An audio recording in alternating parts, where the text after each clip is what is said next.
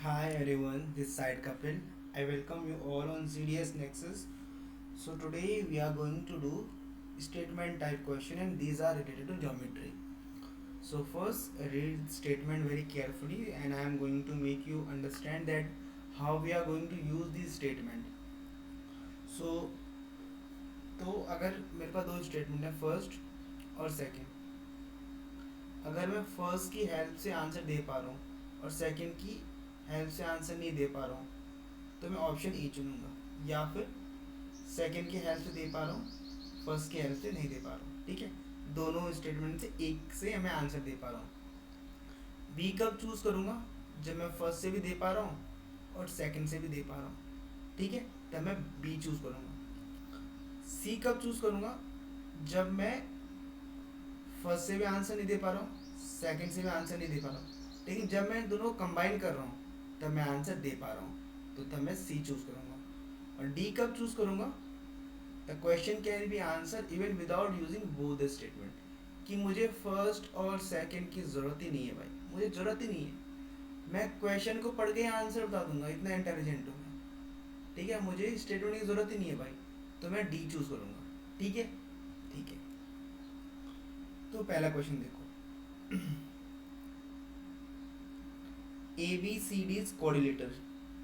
ठीक है, ठीक है, ए बी सी डी। ठीक है, ए सी बाइसेक्ट करता है एंगल ए और सी को। ठीक है, तो इट मीन्स अगर मैं इसको x मान लो, इसको भी x मानना पड़ेगा, इसको y तो इसको ही y। अब मुझे प्रूफ क्या करना है? मुझे बताना है कि मेरा A B upon D C equal to A D upon क्या है मेरा बी सी। बताना है यस और नो, या हाँ या फिर ना। ठीक है, ठीक है, दोनों में से एक आंसर होना चाहिए।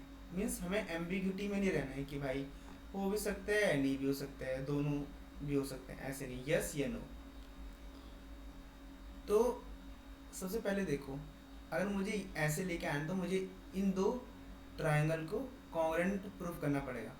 तो मैं करता हूँ इन दोनों को congruent proof, A B C and A D C. तो यहाँ से मेरा क्या निकला? ए सी कॉमन है, ये एंगल इक्वल टू ये एंगल है, means x equal to x है, वाई इक्वल टू वाई है ना। तो यहाँ से ए बी सी कॉन्ग्रेंट हो जाएंगे ए टी सी के। तो मेरा A B equal to A D निकल गया और बी सी इक्वल टू मेरा क्या निकल गया? D C. तो A B A D, B C D C, it means ये क्या आपस में इक्वल है। ठीक है भाई, ए बी और ए डी के आपस में इक्वल है, और जो मेरा बी सी और जो डी सी इक्वल है, इनका रेशियो क्या आएगा? सेम ही आएगा। ठीक है, तो यस। तो देखो इस क्वेश्चन में क्या मैंने स्टेटमेंट का यूज़ किया? नहीं किया, मैंने क्वेश्चन को पढ़ के ही भाई मैंने बता दिया आंसर। देखो इतना इंटेलिजेंट हूँ मैं। ठीक है, ठीक है, तो इसका मतलब मुझे फर्स्ट और सेकंड की ज़रूरत ही नहीं है। अगर मुझे फर्स्ट और सेकंड की ज़रूरत ही नहीं है तो मैं ऑप्शन क्या चुनूंगा? Option D. ठीक है, ठीक है, क्योंकि देखो अगर मुझे इनका रेशियो इक्वल लेके आना था, इट मीन्स मुझे यहाँ पे कुछ देखना था कि ये दो ट्राइंगल आपस में कॉन्ग्रेंट होंगे कि नहीं होंगे। क्योंकि अगर मैं ए बी और A B parallel to D C भी देखूंगा और A D parallel to B C देखूंगा, तब भी मैं क्या करूँगा? कॉन्ग्रेंट प्रूफ करूँगा। तो मैंने इनिशियली देख लिया ऐसे, तो ये निकल भी गया आंसर। ठीक है, तो अच्छा क्वेश्चन था। इन एग्जामिनेशन तो हम सीधे सोच ही नहीं पाएंगे कि हाँ भाई विदाउट, लेकिन थोड़ा सा हम टाइम लगाएंगे, तो टाइम मतलब कि थोड़ा एक मिनट सोचेंगे तो हो जाएगा। ठीक है, ठीक है। अब सेकंड क्वेश्चन देखो,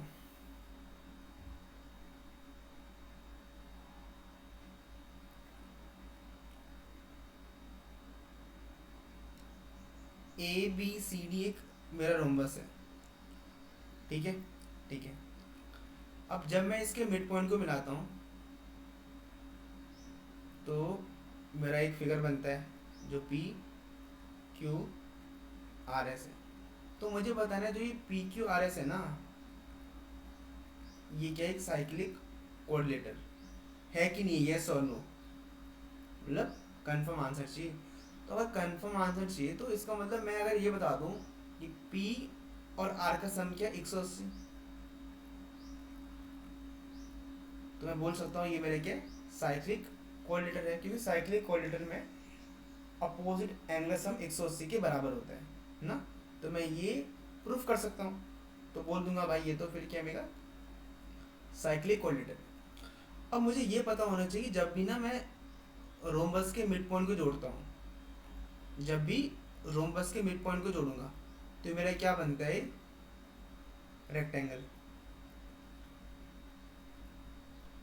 अगर मेरा रेक्टेंगल बनता है तो इसको तो हर एंगल 90-90 का होता है, तो मैं सीधे बोल दूंगा कि ये मेरा क्या एक साइक्लिक कोऑर्डिनेटर। तो क्या मैंने स्टेटमेंट का यूज़ किया फर्स्ट और सेकंड का? नहीं, सीधे मैंने क्वेश्चन को देख के बोल दिया कि जब मैं रोम्बस के मिड पॉइंट को ज्वाइन करूंगा तो मुझे एक रेक्टेंगल मिलता है, ठीक है। अब यहाँ से ये तो मुझे चल गया पता कि रोम्बस के मिड पॉइंट को मैं जोड़ूंगा मुझे मिलता है रेक्टेंगल। थोड़ा अच्छे से लिख देता हूँ,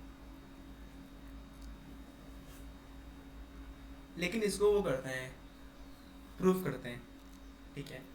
अब प्रूफ करने से पहले थोड़ा एक बात इसकी, अगर मैं डेफिनेशन देख लूँ रेक्टेंगल की, वो होती है कि अगर मेरा पैरेललोग्राम में एक एंगल मेरा 90 है तो उस पैरेललोग्राम को मैं क्या बोलूँगा रेक्टेंगल बोलूँगा, क्योंकि जो मेरा रेक्टेंगल होता है ये मेरा पैरेललोग्राम होता है, और अगर एक पैरेललोग्राम का एक एंगल 90 हो गया तो उसको मैं रेक्टेंगल बोलूँगा, ठीक है।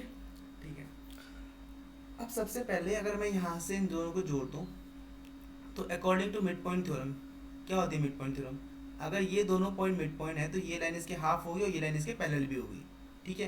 तो अगर मैं ये चीज़ देखूँ तो कलर भी चेंज कर लेता हूँ, तो मैं बोल सकता हूँ P S is parallel to मेरा बी डी, और P S is half of मेरा बी डी, ठीक है। ठीक है, अब सेम चीज़ यहाँ से पी क्यू, अगर इसको मिला दूँ यहाँ से P Q is parallel to E C और अरे रुको, P Q is half of A C, लेकिन ये मैंने अलग कर दिया, ये मैंने कौन सा लिया पी एस ना, तो मैं यहाँ पे ये वाला लूँगा कि जो आर क्यू है, R Q is also parallel to मेरा बी डी, और यहाँ से बोलूँगा R Q is half of B D, कोई बात नहीं। तो यहाँ से फिर बोलूँगा S R is parallel to A C और S R is half of A C. तो इन दोनों को देखो और इन दोनों को देखो यहाँ से, तो यहाँ से सिंपल क्या आएगा मेरा P S equal to R Q, और यहाँ से मेरे क्या आएगा P Q equal to S R. तो P S equal to R Q और ये मेरा, और ये दोनों क्या है वो भी है पैरेलल, तो यहाँ से अगर ये पी एस पैरेलल टू मेरा बी डी है और आर क्यू पैरेलल टू मेरा बी डी है, तो इसका मतलब पी एस और आर क्यू पैरेलल है। सिमिलरली यहाँ भी तो मैं कह सकता हूँ कि मेरा पी क्यू आर एस के पैरेललोग्राम क्या एक पैरेललोग्राम है, ठीक है कि नहीं है। अब मुझे ये पता होना चाहिए कि जो मेरा रोम्बस होता है उसके डायगोनल 90 पे बाइसेक्ट करते हैं, ठीक है, करते हैं। यहाँ पे इसको ओ बोल दो, ठीक है, और यहाँ पे पॉइंट दे दो कुछ ई एफ,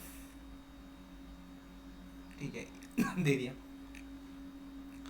अब देखो जैसे मैंने बोला था कि क्या कि जो मेरा पी एस है वो मेरा पैरेलल टू क्या बी डी, इसका मतलब जो ये होगा ये दोनों भी तो आपस में होंगे पैरेलल, और ये भी क्या होगा इसके पैरेलल, होगा कि नहीं होगा, क्योंकि जब पूरी लाइन इसके पैरेलल है, पूरी लाइन इसके पैरेलल है तो ये पार्ट ही पैरेलल होगा।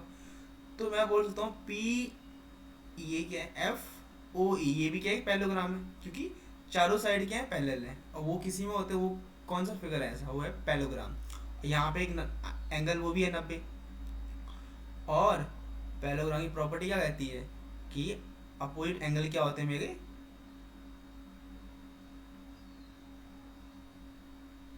इक्वल होते हैं। तो इट मीन्स ये मेरा पी क्या होगा मेरा 90। तो मैंने बोला था पी क्यू आर एस क्या निकल गया मेरा, एक पैरेललोग्राम निकल गया ना, निकल गया।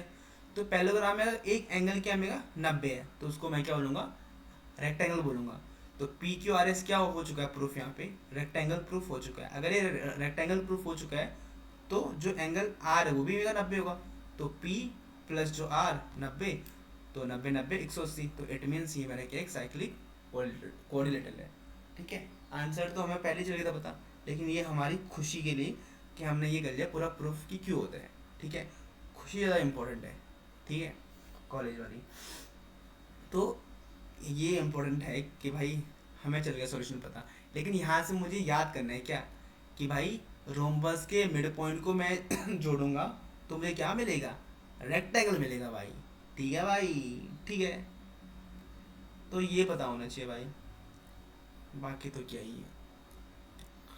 अब देखो नेक्स्ट क्वेश्चन, इसमें सिर्फ ऑप्शन डी में बदलाव है कि ऑप्शन डी कहता है अगर मैं फर्स्ट और सेकंड का इस्तेमाल करूं तभी मुझे आंसर नहीं मिलता है। ठीक है, बस यही है। अब इसके बेसिस पे 3 क्वेश्चन है। पहला क्वेश्चन देखो, 2 सर्कल है आपस में टच कर रहे हैं एक्सटर्नली, ये P बड़ा है Q छोटा है। यहाँ बोला है कि दोनों की वैल्यू क्या 1 से बड़ी है। ठीक है भाई, 1 से बड़ी है, 1 से बड़ी है दोनों की वैल्यू। और यहाँ पे P और Q क्या मेरे वो हैं, P बड़ा है यहाँ पे, इसलिए मैंने P यहाँ पे ऐसे किया। तो देखो हमें क्वेश्चन को पढ़ के तो आंसर नहीं चल रहा पता ना। अब the sum of the areas is 130, तो pi Q square pi P square 130 pi, तो यहाँ से P square plus Q square equal to 130, pi common लिया। अब देखो क्या कोई ऐसा नंबर है जो इस चीज़ को फुलफिल कर रहा है। जी हाँ है, 11 का स्क्वायर 121 और 3। ठीक है, 9 का स्क्वायर 81 और यहाँ पे 49 ये। ठीक है, यहाँ पे मुझे 2 वैल्यू चल गई पता, अगर 2 वैल्यू चल गई है पता तो इट मीन्स यहाँ मतलब 9 और रुको रुको 9 और 7 11 और 3 ना। तो यहाँ पे आंसर आ रहे हैं अलग अलग।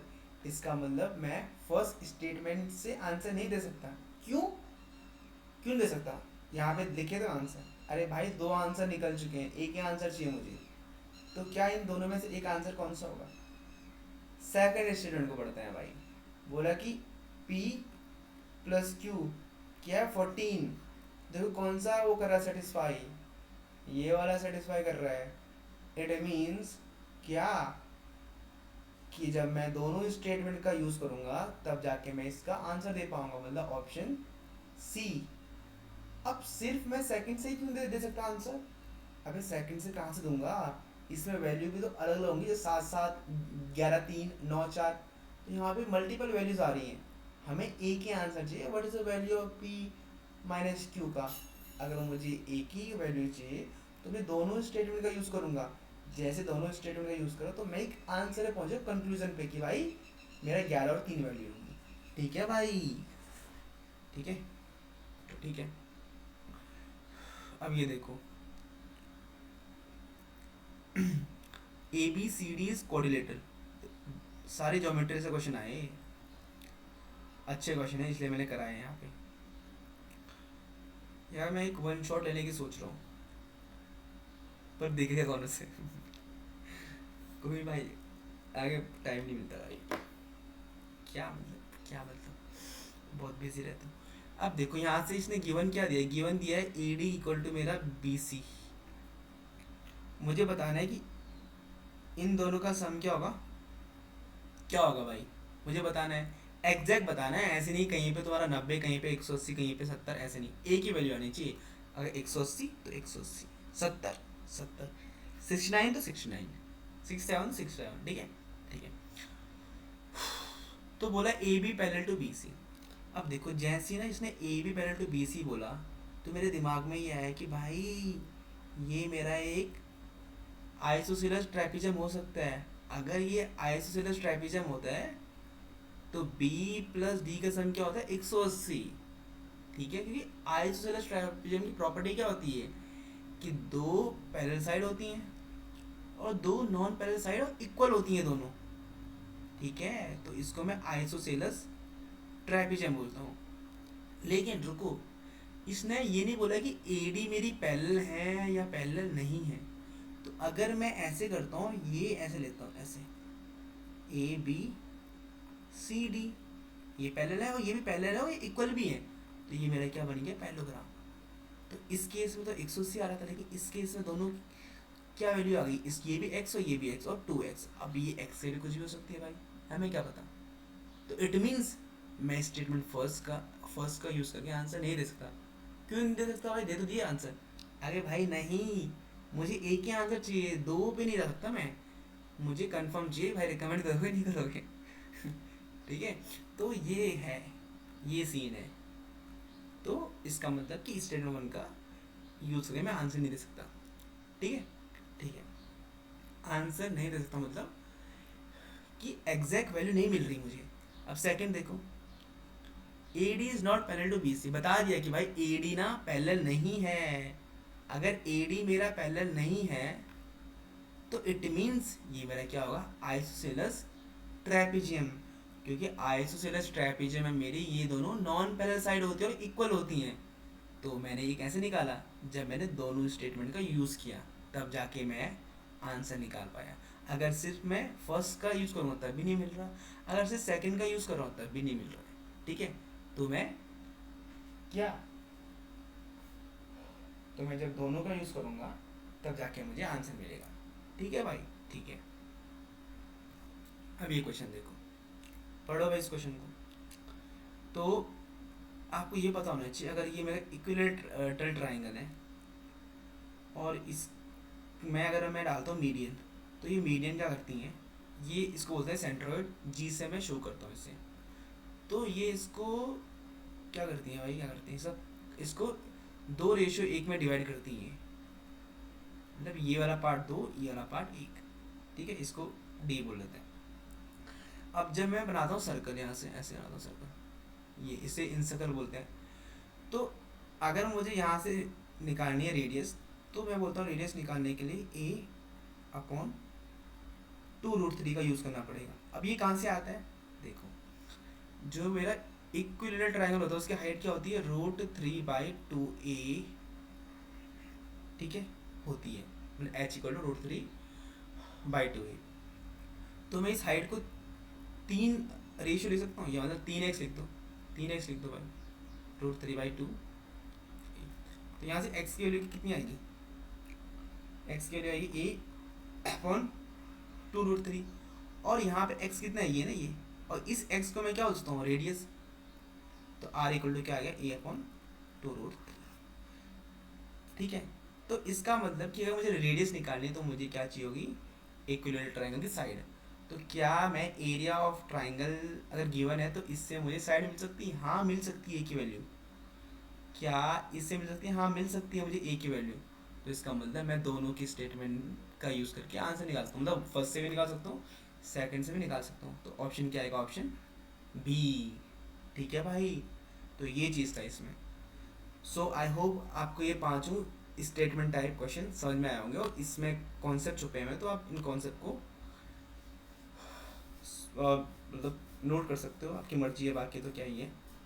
So thank you for watching this video. If you like this video, do subscribe my channel and follow my Telegram channel if you want. So that's all.